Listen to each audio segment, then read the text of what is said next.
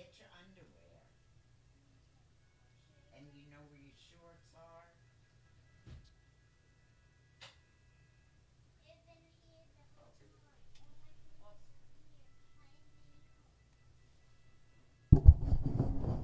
Hey, family.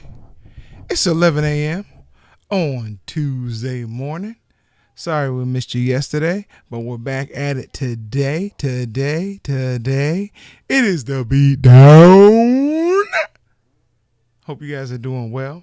We're going to kind of dive into more of the stuff that happened this weekend and then maybe touch on some stuff coming up this coming weekend. We're definitely going to dive into some stuff that happened this past weekend, talk about some other things that are upcoming, and, just give you a show.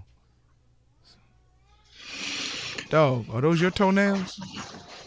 Yeah, I'm going to work on Myra's feet, bro. So I'm trying to get them cut down. Oh, Lord. Okay, because I can hear them on your floor. Mm-hmm. I mean, maybe that's what the women like nowadays. A man can, show his toenails. It's a good thing. I mean, they just help me catch my food, bro. That's it. And sleep in a tree upside down. I can kind of imagine. Just walk up the side of the tree. Just Don't know about that. okay, but catch your food with your toenails. All Mm-hmm. right, then we're gonna be right back because that's the schedule. Master fisherman. Yeah. Fishermen are also masturbators. Sounds about right coming from you.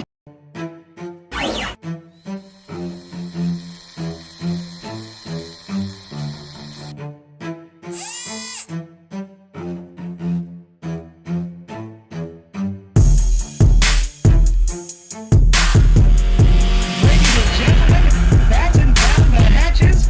We'd like to introduce you to the greatest combat sports show bar none. You are now in the beatdown. You wanna get beaten down? Let us now introduce you to your host, the Badger, and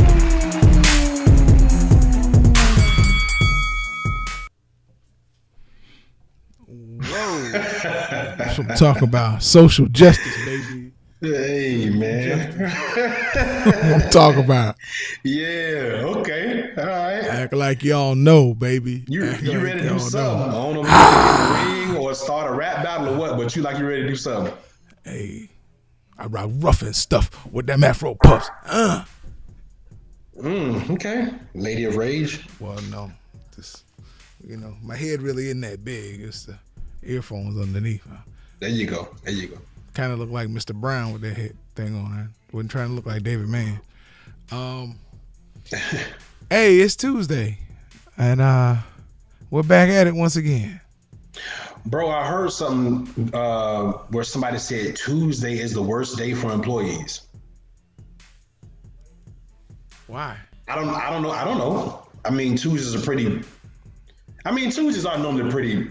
I mean, they're just not important until you don't have a Tuesday. Right. Yeah. Yeah, that But when you part. look at the other days of the week, though, where does Tuesday fit in? Monday is the beginning of the week, supposedly depending on what kind of calendar you pay attention to. Wednesday is hump day. Thursday, for some people, is the start of the weekend. Friday is the weekend. Saturday and Sunday. Where does Tuesday fit in, bro? It's just not Monday. Teabag Tuesdays is how it fits in, bro. Oh, or Taco Yes, you bring- Tuesdays, which your taco could be in No. your tea bag. Right. We only talk teabags on this platform, no tacos. Well, the taco could be in the tea bag, depending on what you refer to as a taco. Yeah. I don't want nothing with all that extra dressing inside my tea bag. Trust me. No, I get the Tijuana taco. It's straight and to the point. Okay. At Extreme Tacos, you can get the Tijuana taco. The fish taco is just nice, tasty fish. A little bit of sauce and some cilantro. That's it. The inner Spanish is coming out of you, my friend. So listen, like you said, we got a packed show, man. What we got up? Well, I mean, which one of these fights this weekend did you want to jump back into? Well, listen, it's a lot of good fights coming this weekend, and one I want to talk about in particular that we kind of overlooked. Laura Devin Haney against Jorge Linares is going down Saturday on the Zone. I'm hyped for this fight, bro. This is a fight where Devin Haney is going to be tested. We know what Linares can do. We've seen him in the ring against everybody. He's coming to fight, seasoned vet, strong guy. This is going to be Devin Haney's toughest test to date, bro. And I'm excited for him because finally we get to see him against somebody that we all know, consensus, even the casual boxing fans know who knows who Jorge Linares is. So, bro, I'm ready for this fight. I'm ready to see if Devin is turn that corner. And then, we in for a treat, bro. So I'm just excited about that, man. I always like to see Devin Haney fight. I just think, you can correct me if I'm wrong on this, it just feels like a lot of the people who he needs to be fighting right now don't want to fight Devin Haney. Like, Devin is already ready for that prime time fight, but he keeps getting these other fights. Well, here's the interesting part. Devin Haney has a WBC belt. He has the real belt. If I'm not mistaken, Tio got the interim belt, or he got some version of the WBC, but I think the original belt belongs to Devin Haney, if I'm not mistaken. So, this is the politics of boxing. These are things that go on. But like I said, and we'll get back to that later on in the shows to talk about other fights too, I feel like all those fights are going to happen, bro. I feel like we're going to get a chance to see all these guys because there's nowhere for them all to go. Okay. It kind of reminds you of the Four Horsemen back with Hearns, Leonard, Hagler, and Duran, right? All these guys are so good. They're that much better than everybody else. So you can only beat up on so many people for so long, especially when one guy, quote unquote, has all the straps. So yeah, bro, we're going to get to see those fights. But for Devin Haney, this is an important fight because this is where people will actually get to see what he's really got. Right, we know what he looks like against lesser opponents, but now and there with experienced vet and knows his way around the ring that's going to punch back. And it's a real threat, bro. Jorge Linares is a real threat. He can win this fight. So I think this is important. This is an important fight for Devin and his dad, Bill. Bill stepping away from doing some of the training to now just being strictly on the back end and then making sure the business is right for Devin. That is also interesting because most times when you see dads that start out with their sons in boxing, they stay with them. Now, I'm not saying Bill's not going to be in Devin's corner because he will be, but he's taking a step back from the everyday trainer role. So I think Mickey Bay is going to who's going to be in charge in this fight. So it'll be interesting to see, bro, but I'm ready, man. I think Devin, this is his time to turn the corner. This is his time, other than being the brand that he is and the brand he's created over the years. Now we get to see Devin say, hey, now y'all can't ignore me anymore. I just got Linares out of there, or I just beat him in a one-side decision. I am ready for all these fights. And now you can't tell me I to fight anybody else because I proved myself. I just think they're going to keep throwing other people in his way instead of him. I don't know. That's just I like Devin Haney. We've liked Devin Haney for a while. And you're right. He's got the green strap. Tune in and watch this, man. You will not be disappointed. Let's see. That fight's going to be on, you're right, DAZN. They haven't posted the time yet, but it's from Las Vegas, so probably 9, 10 o'clock. Yeah, regular time. Yep. From DAZN. That's going to be, but your boy is coming back to fight this weekend at UFC Vegas. You know who I'm talking about. The one that you just fell madly for. Who would that be? Jeff Neal? No. Yazinho Rosenstreich. Oh, Rosenstreich. Okay, well. Versus Augusto Sakai. Oh, okay. Well, wait a minute. No, that's not this week. No, we got no UFC coming up this weekend. That's the 5th. Oh, okay. Yeah, because when I was looking through the line, I didn't see anything coming out about it. Sidebar, did you see where the teammate of Israel Adesanya and Dan Hooker was killed in New Zealand? No.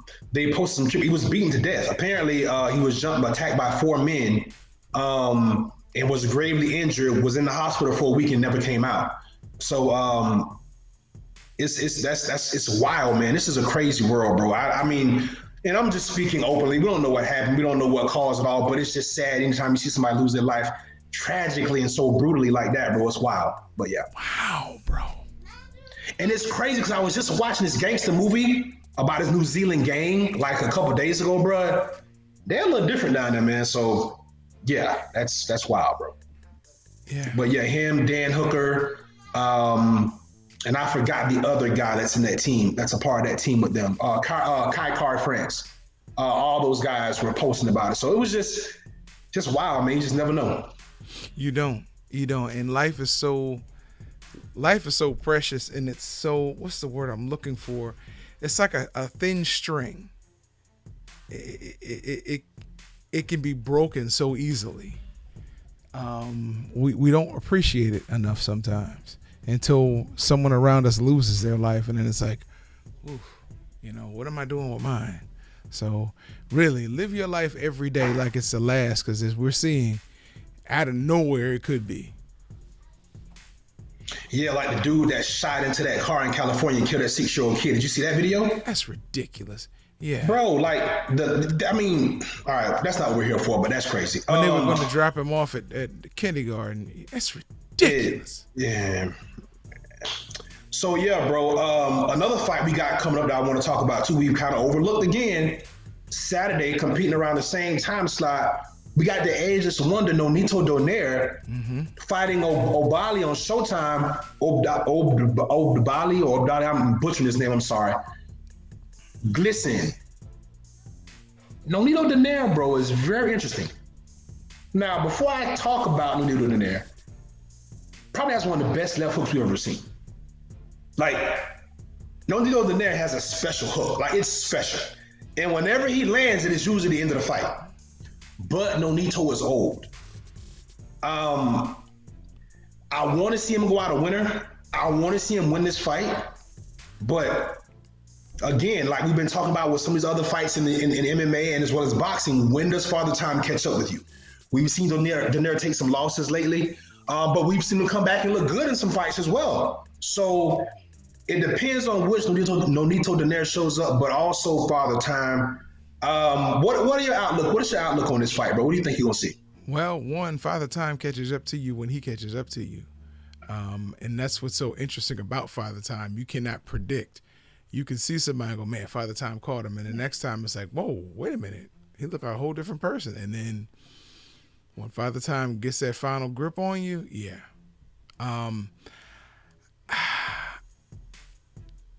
It's funny. You asked me, what do I think about this fight? You pretty much nailed it. I think we really have to wait and see because we don't know which Nonito Donaire is going to come out. Right. I mean, we know that if he lands that left hook flush, it doesn't matter which Nonito Donaire comes out. That left hook's going to take somebody to sleep. Yeah. But beyond that, I'm just looking forward to the fight. Yeah. I'm trying to figure out, is this for a strap? Is this an eliminator? I had something pulled up about it. Let me see. I got it up right here. Yeah, for WBC bantamweight. This is for the strap. So, yeah, man, this is for all the proverbial marbles. Donaire gets another shot, bro. I'm hyped, bro. This is another good fight. I mean, Obali has navigated the landscape. He's come out on top. He respects and reveres Donaire, calls him a legend and all that. But like Earl Spencer's doing Pacquiao, right? Hey man, it's time for a change of the guard. So I expect Obali to come out and fight like the younger, more fresh and vibrant fighter. Donaire's going to have to pick his spots, but bro, if he catches him with that hook, I think it's over with. I can't argue with that. That's a special left hook. And in these smaller weight classes, bro, how do you think, this is an interesting question, and I think I know what you're gonna say. In these smaller weight classes, bro, how do you feel like age affects a fighter in these smaller weight classes? Well, depending on which weight class they're in and what style of fighting they have. it can actually wear more on a lighter fighter because they throw more punches. They take more punches. They usually stand in and bang a lot more, believe it or not, than your middleweights, than your heavyweights. It seems like the younger or the lighter weights get older faster in the ring. But if they have a style where they can evade, where they have really tight defense, it might not be as flashy of a style, then they can usually last into their mid-30s, late there. But typically when you look at them, those guys get wear and tear on them before they turn 30. I mean, a lot of wear and tear. Yeah, and you know, Obali is not a spring chicken either, but I just think he'll probably be the fresher guy in the ring because we've seen Donaire not look as fresh sometimes. But if he's ever going to look fresh, this is the time to look fresh. You're going for a title. Did you think you'd get another shot? Yeah. And, you know, yeah. I mean, and it's the same thing with Pacquiao, right? They got to be ready to lay it all on the line. But, you know, we got a few months to worry about Pacquiao. But, yeah, in this fight, he has to go out. And listen, I think if he loses, he packs it up. We've seen these guys against the best of Dolly's. I think he beat Inouye's brother, and I think he beat Rashid Warren. So these guys have earned the right to be where they are. It was interesting that you made that comment. When I think of smaller fighters, I think that they need to have their reflexes. But here's the thing. Not many small fighters have knockout power. So in Donaire's case, he's one of those rare small guys that has knockout power. So this could actually play into his benefit.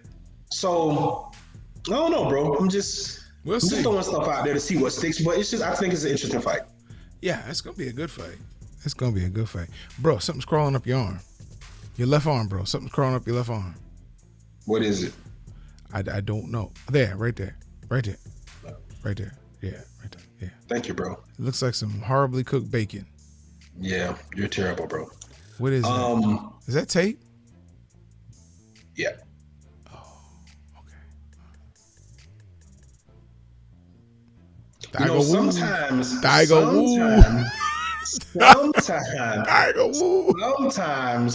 those comments aren't necessary, bro. It's necessary, but it's cool.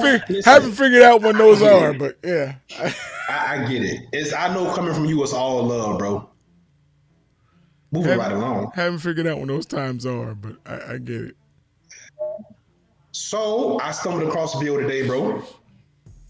Yo boy, Jermell Charlo, giving some advice to one Chad Johnson, BKA Ocho Cinco, before he comes into the ring on June what? Whenever they fight, him and on the undercard of Logan Paul and Floyd Mayweather. Yeah. Bro, how do you feel about Jermell coaching up Ocho Cinco? And you never told me how you felt about Ocho Cinco climbing into the ring against a real fighter. His opponent is from BKFC, so we have a little bit of history about him. We know kind of who he is. He was handcrafted and brewed, slowly cooked, just for Chad Johnson. How you feel about this, bro? Unless Chad has been in the ring for a while, I think it's a mistake. I think he needs all the coaching he can get. So, I mean, it's a blessing that Jermell Charlo is willing to work with him. Again, you can spar all you want, but until you step between those ropes and there's a referee there telling y'all to fight, you don't really know what it's going to be like until you get hit for the first time. And you're fighting somebody who usually fights with, wraps on their hands. And now, they have gloves on their hands, but they still fight. This isn't new to them. You can spar for 2 years. And when you get in the ring, it's new to you. Because now you gotta put that practice into real play. It's not, it's like somebody who next application. Right. It's like somebody who shows out on the practice squad every day for 2 or 3 years. Oh, we gotta call him up. Okay. So, you know what I think is going to be Ocho's biggest problem, and I've experienced this before. More so in boxing, but in all other forms of combat, whether we kickboxing, whether we grappling, or my feeble attempt to wrestle. Bro, controlling your breathing. Yeah. That is going to be so difficult because, like you said, even in sparring, bro, people don't understand how hard it is to punch, try not to get punched, all while breathing and trying to maintain a sense of calmness so you don't burn yourself out. I think that is going to be his biggest problem because, like you said, you can spar as much as you want. You get under them lights and that referee in the ring and it's 1,000 people, it's 1,000 people in the stands and they chime that bell and it's time to fight. It's going to be interesting. Now, like I told you, this guy was handcrafted, almost like a beer, right? They brewed this guy for months just for Chad Johnson. And I'm saying that because I don't know how much of a threat this guy is going to be because other than trying to make his name off Ocho Cinco, nothing about him that we've seen as a fighter says that he's a killer. And of course he wouldn't be. They wouldn't put Chad Johnson with somebody who's going to really beat him up, right? That defeats the purpose. But I don't know, bro. I think this might be an opportunity for Chad Johnson to sign, man. We'll see. You got to be more optimistic, bro. I am. We'll see. That's all I mean, listen, you've never been in a ring, never been in a fight, never heard that bell ring for real. Mm-hmm. I mean, he could be fortunate and knock this guy out. He could be fortunate and the guy he's having a bad day. But again, you don't know because the variable is Chad Johnson. Like you said, controlling your breathing, making sure you have enough energy, you have a gas tank that'll last. Yeah. And those are things that come, like you said, those are just experience things. You can't teach that. Like you can't teach that, man. I can get on the wrestling mat with a young kid now. He would have more energy, more gas in his tank than me, but I would have more tricks up my sleeve than him. Mm-hmm. And unless I did something stupid to get caught in like a half or a 3/4 Nelson or a leg ride,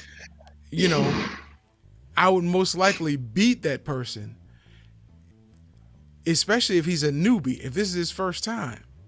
Mm-hmm.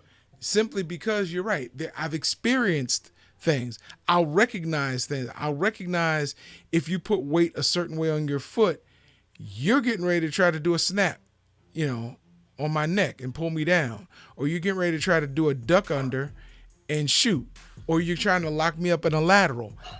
By the way you place your feet, I'll know what's coming. By the way you grab me, where you grab me, before you even put pressure on it, I'm gonna know what's coming because I've been there. Mm-hmm. Now I haven't wrestled in years, but some things you don't forget. Oh yeah, especially when you've done it for so long. Right. Names may change. Your whole childhood. Yeah. Names may change, but the moves don't change. You may call it something different. Like we used to call a ball and chain where they pull the arm between your legs and lock it up. Oh. Mm-hmm. Now then they started calling it a padlock, and then they started calling it something else. And I'm like, it's the same thing. I mean, that's why I'm saying the other guy's going to have familiarity. This is new for Chad. So I'm looking forward to it. I hope he does well. I hope he doesn't get hurt. Indeed, bro. Bro, my guy is fighting in a couple weeks. I'm excited about it. Shakur Stevenson, bro. We finally get to see him back on TV in a couple weeks on ESPN. We haven't seen him in a while, bro, but let me ask you this. What weight is he fighting at? This out there. Ooh, I think this is at 30. Okay. I don't think he went up to 35 yet. Okay. But I'll have to research that just to make sure. Who, if anybody, beats Shakur Stevenson, bro?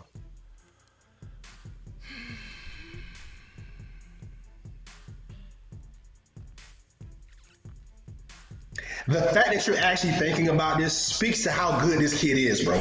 Because we know it's a bunch of killers at 35 and 40. Yeah. Or, we're not gonna say 40 because it's at 30. So we're gonna go with 35. Right, 35. Bro, It's all cool. those guys are 35. Bro, the only concern I have with Shakur Stevenson is because he just appears to be. Now, granted, he's young. How old is Shakur? 21? 21, 22. Yeah, something like that. Very young. So he's not even gotten into his man strength yet, I don't think. My only concern with Shakur is he looks kind of, I don't know if he's just big enough, right? Yeah. Yeah, exactly, yeah. And I think because of that, maybe we don't get to see some of those fights right away. Maybe those fights come in a couple of years. But bro, I'm high on Shakur Stevenson. I don't know if any of those guys can beat him, bro. If he carries his weight, if he goes up he to actually 35 builds too out- soon, if he goes up to 35 too soon, Tank will get yeah, it. Tank will get it. right. If he well, and I think that T.O. would too. I think that those guys is physically stronger, and where it doesn't mean everything in boxing, it does mean some things in boxing. And when you have the experience that all those guys have, because all these guys have been fighting since they were small children, so they all gonna have the same type of experience, right? So it comes down to what, like you always say, a good big man does what? Beats a good little man.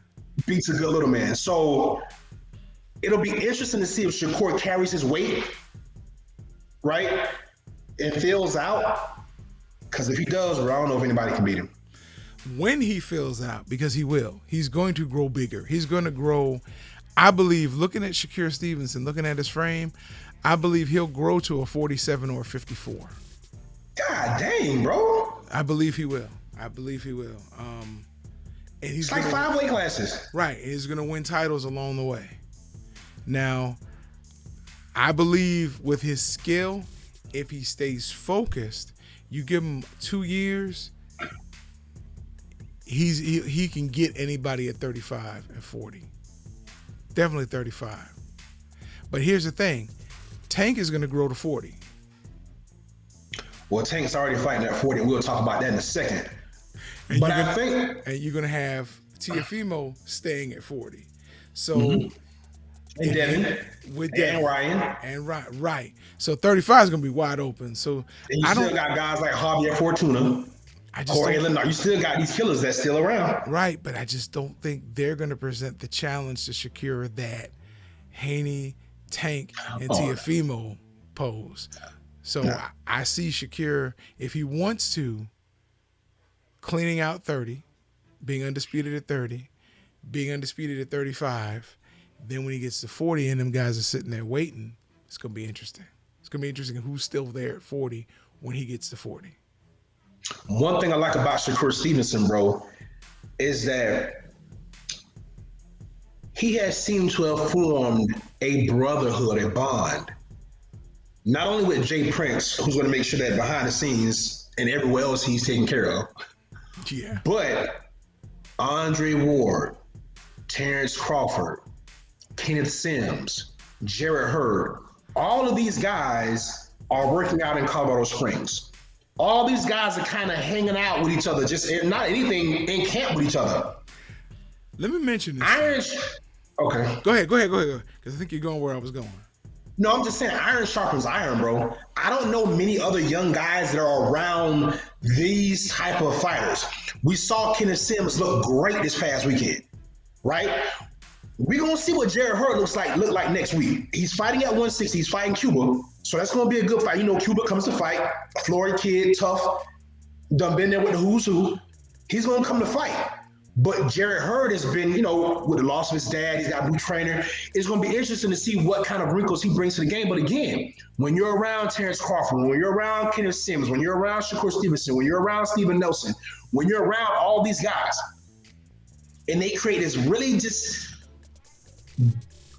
tight-knit, just doghouse mentality, right? I don't know if any of the guys that are fighting in his weight class or in the class above him are kind of getting that same type of, and they may not need it. Tank may not need it. T.O. may not need it, but bro, it's just they need that love. They need that love. I mean, but you got to understand. Here's what strikes me. he's a generational talent. He's not a once in every 10-year talent, or he's not a once in a lifetime talent yet that we know of. But we can see that he's a generational talent. And he's attracting these guys to him because they know he's special. And they want to give him the benefit of their wisdom early in life because they want to see just how special he can be. This is what I get from it. Because there's no other reason for a Terrence Crawford to adopt Shakur Stevenson. And show him, hey, this is what I've learned. This is what I've seen. Shakur Stevenson can be, it's crazy to say, but it hit me. And it's hard for me to even say. He could be this generation's Ali in the ring. Where people are just going to want to see him fight.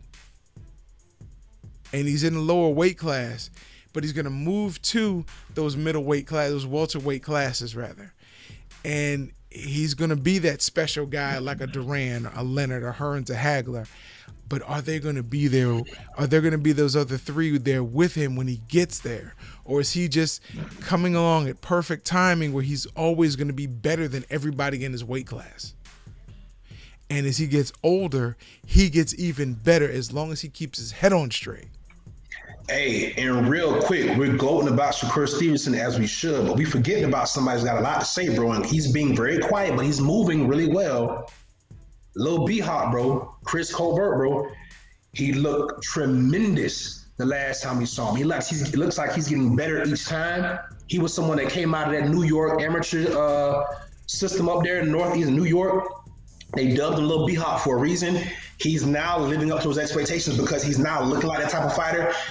Bro, it's going to be interesting these next few years. There's a lot of good talent out there. But yeah, Shakur seems to be the head of a couple of classes here. I just hope they don't put the moniker on him, the next Floyd, as far as record, that he could leave undefeated, because that might put too much pressure on him, although he seems like he enjoys the pressure at this point. Yeah. So y'all make sure y'all tune in for that on June 12th. Shakur Stevenson against Nakathila. So that should be interesting. Against who? Nakathila. Okay. And it's an opponent. I mean, he's gonna. That name, I thought that was the name of somebody who used to do my wife's hair. Nakathila. Okay. Oh, wow.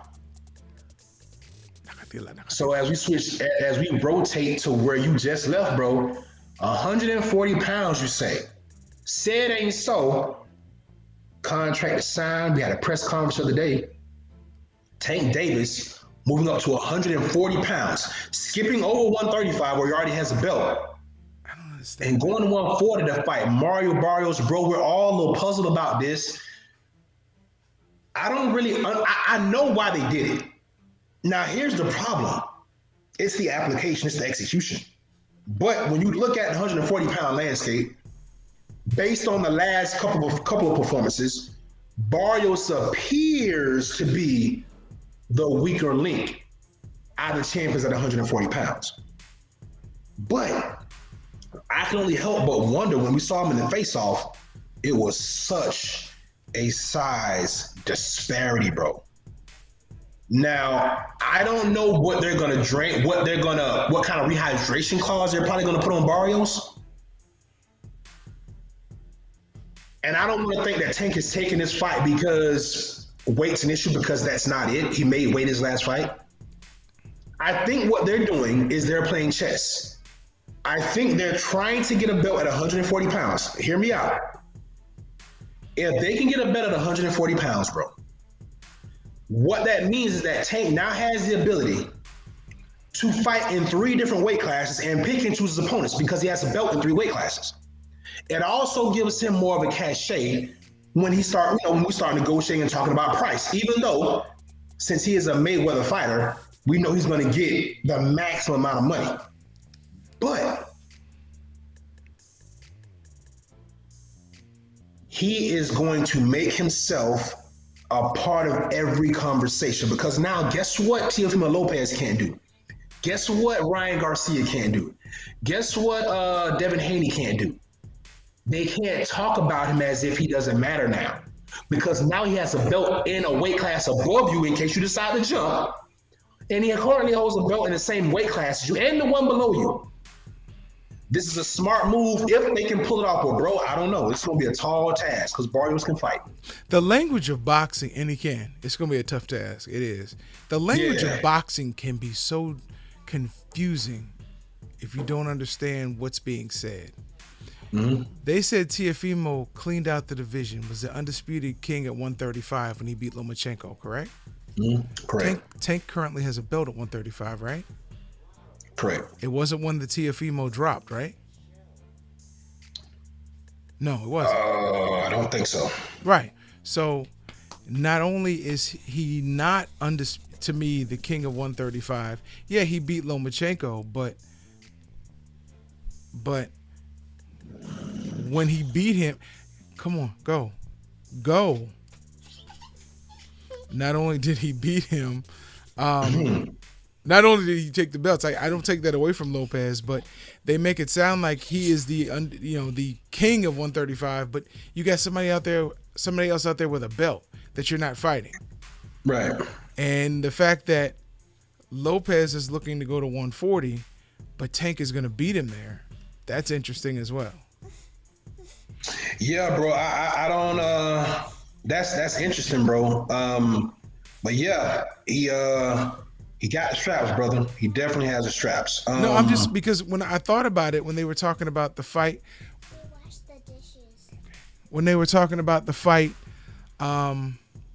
thank you. Last, oh my goodness, who was the one that? Oh, come on, bro. Think. The guy that just took every belt in a division. We saw it last weekend, and they said it was only the 6th time in history that somebody has collected every actual belt in that division. In any division, rather. Who was the fight that we just saw? It was a top-ranked fight. It was Josh Taylor. Yes. So Josh Taylor is really the only one out there right now who was the undisputed champion. He's got every major belt at 140, every world championship from every major organization at 140. Yep, he followed in Terrence Crawford's footsteps. Right. So Terrence did it. Terrence was the 5th person to do it. Taylor was the 6th. What I'm saying is, Top Rank is walking around saying that Teofimo Lopez is at that same level. That's why I'm saying boxing language is so confusing. Yeah. Because he's really not the undisputed champion. Because Tank's got a belt. And think about this: who are the strongest? Who are the 2 strongest sanctioning bodies in boxing? The The WBC 2 W's and the WBA. Yeah. And guess what? Tank has 2 WBA straps. If he beats Barrios, he gets a 3rd. That's 3 belts in a major sanctioning body that has enough weight and prestige. Watch what I'm telling you. Watch how this unfolds, bro. I'm just saying, it's a risk. It's a calculated risk. Like you said, it's going to be a tough task because, boy, yeah, we see Barrios get lax. We see him make mistakes, but damn it, he's big and he can punch. He punches hard. Bro. And the sad part about it is Tank isn't a 140-pound fighter, bro. I just don't see it. Hopefully he can convince me otherwise with this fight. But, bro, Tank has extraordinary power at 135. He does. And a lot of times people get lost in that. Okay, he's at 135. Right. Will it translate to 140 before his body translates to 140? We'll see. Yeah, because Tank's still relatively young. How old is he? 26, 25? Him and Luke around the same age. Yeah, they right there together. Yeah. So I don't know, bro. I don't know, but we shall see. Another one who I just know belongs with a title, Erickson Lubin. We don't really talk about him a lot, but he's sitting there at 54, and I don't really believe your champion because there's got to be another belt out there at 54. Yeah, Brian Castano has it. Is Lubin going to get a shot at him? No, Castaña's fighting who? No, because he started fighting Charlo for the unification. So he'd be the 7th if, whoever wins that. Yep. A lot has happened this year. So check this out. 2 PBC fighters, undisputed. 2 top-ranked fighters, undisputed, allegedly. Interesting, bro. That's all. Yeah. Don't know how Matchroom and Golden Boy fall into this equation, but it seems like a two-team race to me, a 2-promotion race. I can't wait to see. Because Canelo's a free agent. I can't wait to see Josh Taylor try to exhibit that same dog mentality in the ring with a Teofimo. Don't say it. Don't say it. Oh, Teofimo. Okay. A Haney. Those are all great fights. And those are easy fights. Or a Tank. Man, I don't know, man. I don't know if any of those guys beat him right now. And the only reason why I say this is because Josh Taylor has a chin. Yeah, he does. That's the only reason why I'm saying that. But it's funny. But we shall see. When they got a chin, they also got a body. Oh, for sure. I mean, listen, he's not unbeatable, and those guys can beat him. I'm just saying right now, I think he's hot. Yeah. I think he's hot. I think he's grooving right now. What he showed last weekend, bro, was just... Yeah. Yep. Against a big 140-pounder in Ramirez. Yeah. Yes. So, yes. And took some hellacious shots. Yes. And get him right back. So and put him down twice. Put him down twice. From pillar to post. Everything after the fourth round was a wash. After the fourth round was a wash. And when I saw Rodriguez raise his hand at the end of the fight, I'm like, do you need somebody to give you some deodorant? What is this? Because you know you didn't win this fight. You know you didn't win this fight, right? That's what I wanted to say to him so bad. Come on, dog. Come on, you know you didn't win. Ain't no way. Wasn't enough inspiration in the valley to get him through that fight, I'll tell you that. So before we get up against it, bro, man, just some little off-bar stuff, man. What you got?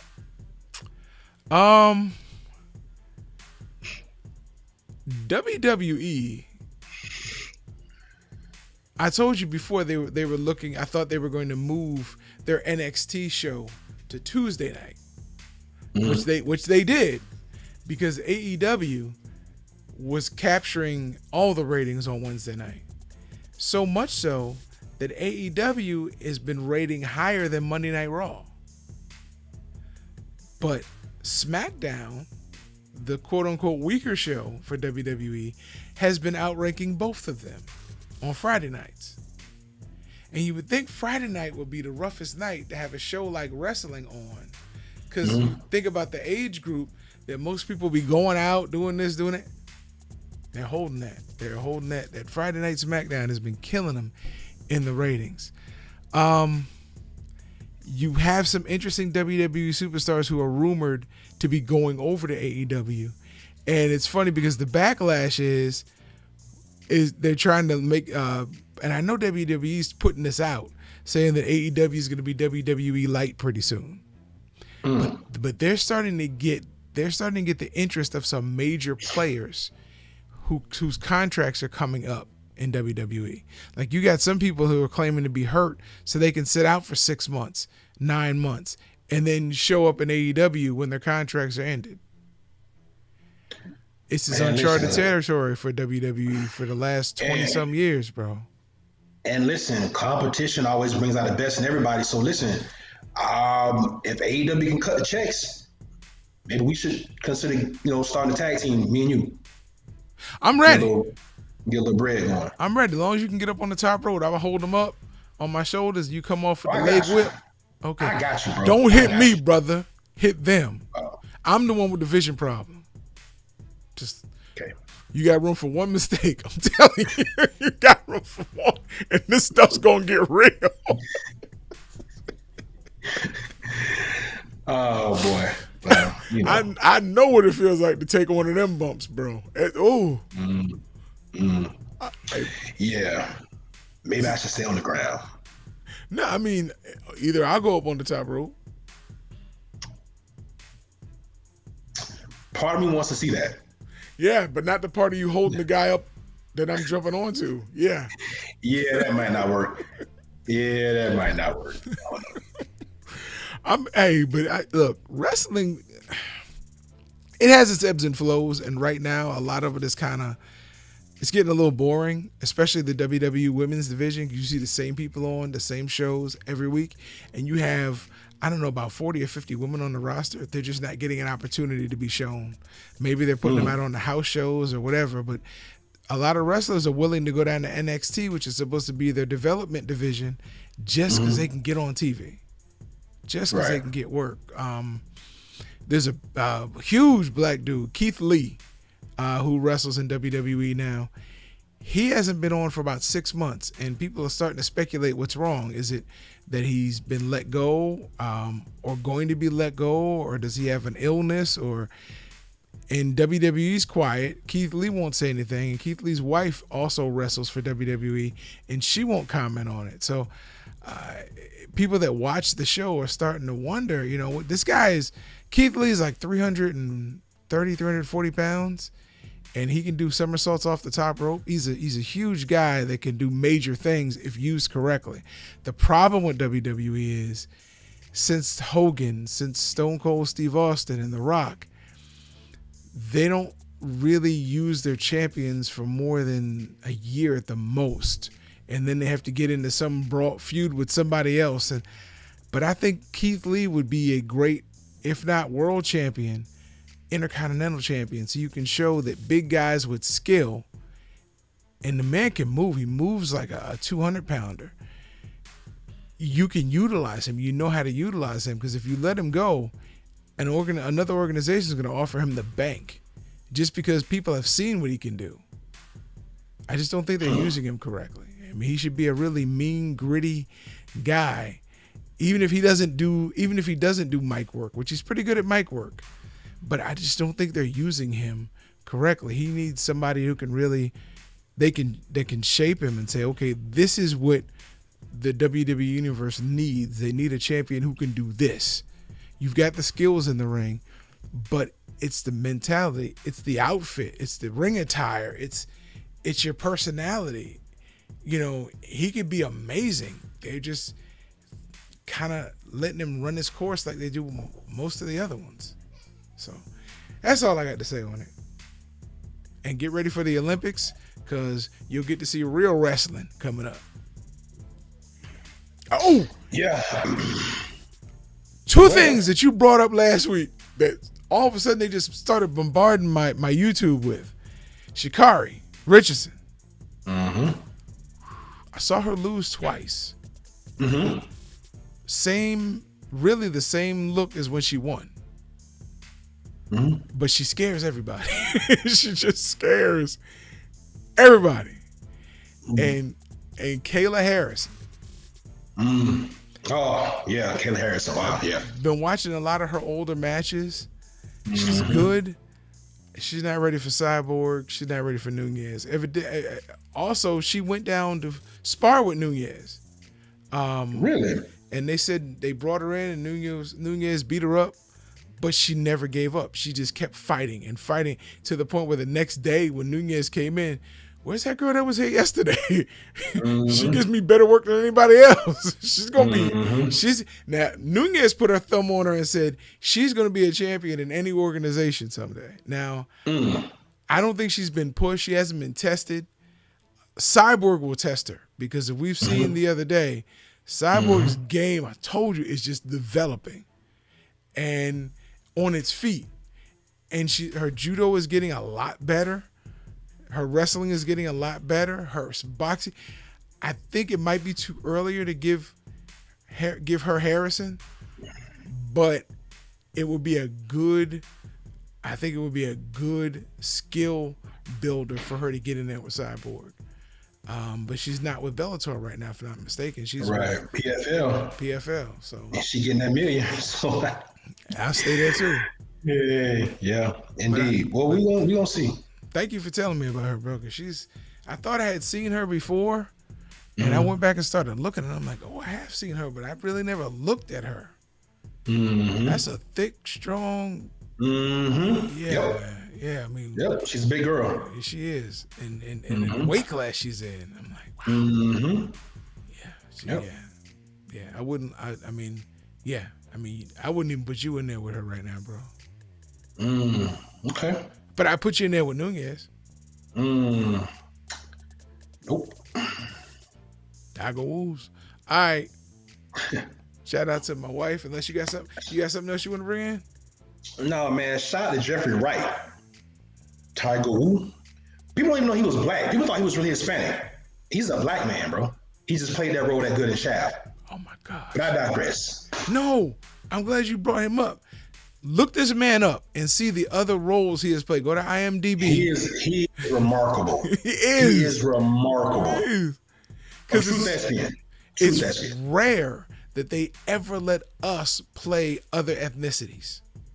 Yep. If you really look at it, other than Idris Elba, because he's British, he gets to play American blacks and British blacks.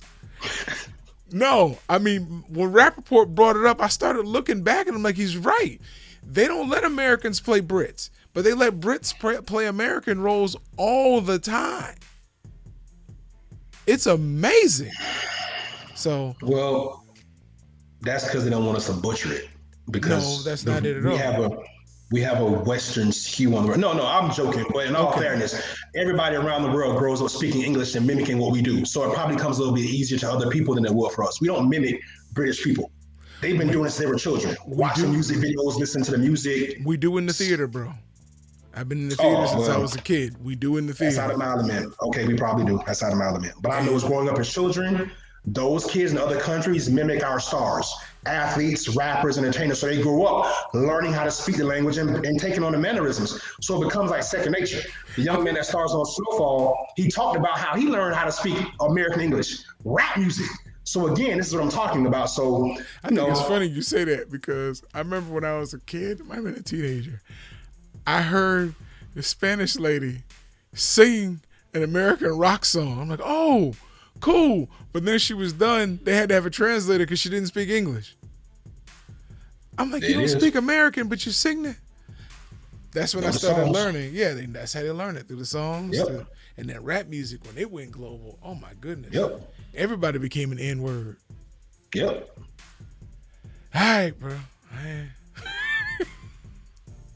Thank y'all for watching. Shout out to my wife, praying that you continue to feel better. Shout out to my daughter who's home with her Tay-Tay, my mom. They're here today. As you saw during the show, she made her appearance to tell me that they washed the dishes. So she likes to help out. She just doesn't like to listen. Enjoy it while she wants to be helpful. Yeah, I know that time is eventually. Hopefully, if I keep nurturing it, it'll last at least till 11, 12, maybe 13. Maybe, yeah. If it gets to 14, God is really working. This chick, listen, yesterday she told me that there was a turkey in the tree. And I'm like, when? Around Thanksgiving, there was a turkey in the tree. Yeah, and I caught him in our backyard, and my poppy put him on the grill and grilled him. Now, speaking it into existence, that's all she doing. No. If I see a turkey, we got oak trees, bro. If I see a turkey in a tree, I'm not coming outside. I guess. Have you ever seen a turkey fly? Yeah, they kind of reckless, but I'm sure somebody neighborhood. Yeah, turkey wouldn't make it in this neighborhood. That's why. Nah. You see a chicken walking down this street, he got a parade behind him. Or he's sick. Yeah, come on, give me now. A COVID chicken. Give me now. But they got some people, another ethnicity at the end of the block on 40th and 21st Street. They have chickens walking around their house all day long. All day long. I won't go into that, but all day long. Rooster, you hear the rooster sometimes. It's not a black household, but the rooster gets up late. That's a comfortable rooster. You hear the rooster crowing at 3 in the afternoon. That's a comfortable rooster. Either that, or they need to get him checked. One or the other. Well, yeah, because he might have caught something from them people. They look a little dirty. All right. Shout out to the Red Belly. Shout out to Miss Darlene. And shout out to her son, who has a marriage date set this time next year. And again, happy belated anniversary to my wife. 18 years. After 18 years, I'm not going to do that song. You did that to me the other day. Indeed. So it's a long time, but it doesn't feel like a long time. We're going to make 42. That's when you know what's going good. That's when you know what's going good. We're going to make at least 42 more. I'm with you. You got to get in the game first. Hey, so we're going to appreciate everybody for tuning in with us today. Shout out to Miss Darlene's son. You still got time. Run for the hills while you can. Listen, Jake Paul, stay off the beach in Puerto Rico. Don't kill the sea turtles. You're going to jail, bro. This day, 56 years ago, Ali gave us a hell of a performance, and we beat St. Louis in a rematch. I got the poster. Mike Tyson special coming on tonight. Tune in if you got time. Other than that, y'all spread the love out there. It's crazy. Be safe. We'll see y'all tomorrow on our More Refined show. We get to be right about everything. In the meantime, we'll see y'all. If I sharing this, we out here. Her son ain't going nowhere, bro. She got them claws in deep. And he got a good job. I'm just waiting for it to clear out.